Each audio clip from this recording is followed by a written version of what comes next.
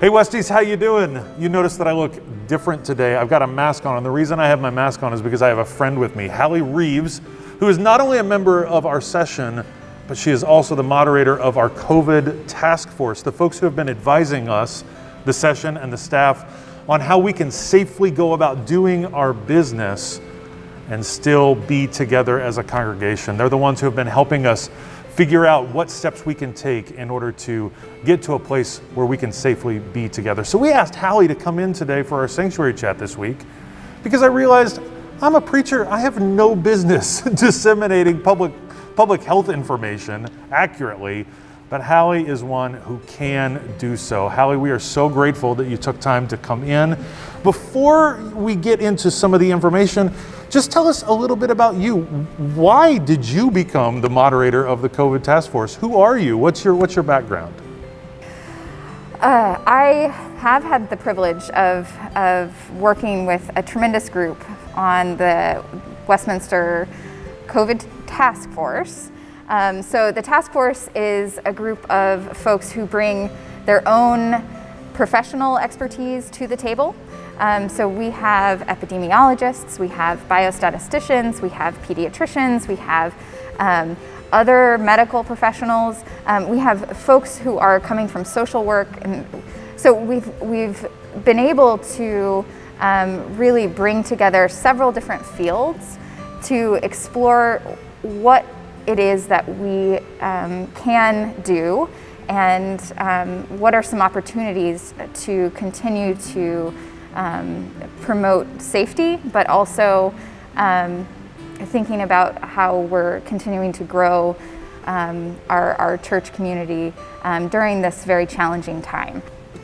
So one of the exciting things, and part of the reason why we're starting to talk about things that we can do more expansively, particularly around Holy Week, is because recently the case rates, the numbers have been trending in a positive direction, and we've shifted from what we have been calling the red zone into the orange zone.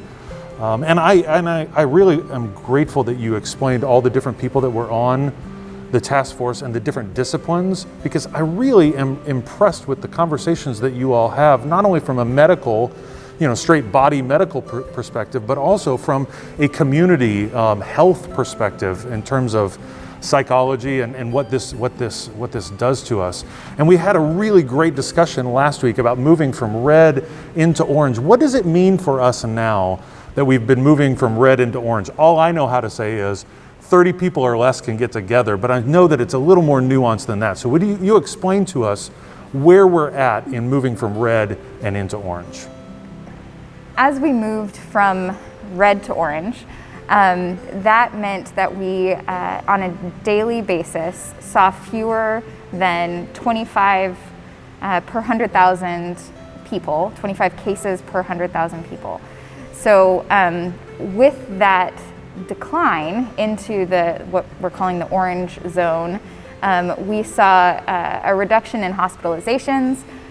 We saw a reduction in community infection rates. There still is community infection occurring, and so we still have to be very conscious of what we're doing. And so I appreciate us being in this setting, making sure that we are 6 feet apart, wearing our masks, thinking about all of the layers that we need to utilize to make sure we're safe. It also means that we have to be thinking about the risk still. So when we moved from red to orange, there were a lot of other things that were at play. So it makes me think about how we're also looking at other numbers that we need to consider. So the positivity rate. So for instance, when we switched to focusing on vaccinations, our workforce went towards vaccinating people, which is incredibly important, but we've also reduced the number of tests. So we've had to carefully look at the positivity rate of the tests to make sure that it is in fact a decline that's true and not because of the reduction in tests. So that's sort of what it means. There's a lot more to it, but yeah. And because of that nuance, that's why I'm really grateful that we've got folks such as you and the rest of the task force talking about this. I tell people all the time, like I said previously, I know how to read the Bible. I'm just a pastor. It's great to know that there are folks like y'all who are looking at these things and understand those variables, and then can inform us. It's been really helpful. So what are some of the ways, given the fact that there's a lot of variables out, but we know that we've moved from this red into this orange, we can now go from 10 people gathering to safely maybe 30 people gathering, assuming that we distance, keep wearing our masks. What are the ways that we can now start increasing our gathering that are still safe? So when we think about the protections that we have, so the masks that we're using, the social distance that we are maintaining, the ventilation in the environment, and if there's other layers that we can add, like vaccines, we certainly want to add those in. But none of them are perfect. So it's really nice to think about it like Swiss cheese. Each of the layers have holes. And so if you stack a bunch of layers of Swiss cheese, eventually you won't be able to get through it. So that's where we have to continue those things, because each of those layers of Swiss cheese, you gotta make sure is as strong as possible and as tasty as possible. Oh, tasty. Listen, we're real here on the Sanctuary Chat. That's what you need to know. This is real talk. So that's all really good information, and it really helps me answer the question of why can't we all just come back in here? And one of the conversations that we had during our task force meeting and then at our session meeting was really about a phased approach. I wish people could understand we want to get back together inside as quickly as we can, but we've got to take cautious, almost baby steps. Is that right? Yeah, definitely baby steps at this point. I think it's valuable to really start thinking about how we do this well, because we don't want to go through the same experience that we had last fall, where we had similar rates.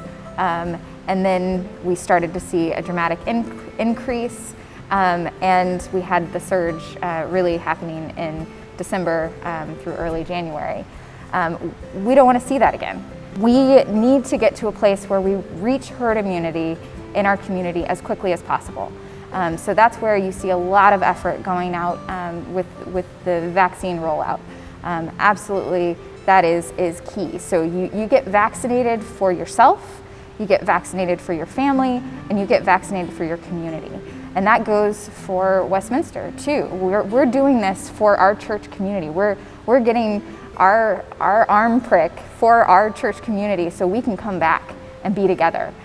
I'll also say that another factor within this is the capacity of the staff. And I say that because when we ask the staff to do, really bang up jobs on all of the media work and reaching people in new and innovative ways, they have to put a lot of energy towards that, because it's different than what we did before, and really exciting. They've done a phenomenal job with it. I've just loved seeing folks rise to the occasion. And then also thinking about how the staff have really been focused on cleaning the facilities and doing just a tremendous job with that. I think all of that is great, but if we were to do virtual and in person, because not everybody's ready to come back in person either, we'd have a lot of capacity issues with our staff and potentially some burnout there. So there's a lot to weigh in these conversations, but it seems like taking those baby steps, getting to a place where we can comfortably maintain safe environments for our community to get back together is absolutely the goal. And we are so excited about this, looking forward. But we have to be vigilant. If we are not, it could slip past us again. So we just really need to be very, very careful. I'm really grateful to hear you talk about care of the staff. That's one of the things that I've been really heartened by, not only in our task force meetings, but in our session meetings and all the members that I talk to. Everybody is really being so gracious about staff and staff resource. I got to tell you, I feel incredibly lucky to be working with this staff. They are just wonderful. Hallie, thank you so much for taking the time to come and explain some of these. Westies, what I'm hearing is we are not out of the woods. We can start to see the light at the edge of the woods, and if we take small, cautious baby steps, continue with our mitigation efforts, be vigilant right now, it won't be too much longer before we can come back together. But we are going to do everything that we can to make sure that we keep one another safe, as well as start to expand some of the amazing ways that we can get back together. You will have already seen that our Holy Week offerings are open and ready for reservation. So we've got Palm Sunday, Monday, Thursday, Good Friday, and Easter. Please make sure and get on the website and make your reservations. The more of you that we know want to participate in those things, the more services we can offer in safe ways so that we can serve you and one another, serve one another well. Friends, it was good to be with you. Hallie, thank you so much. We'll see you Sunday on worship, and we'll see you Monday morning for morning prayers. Bye-bye.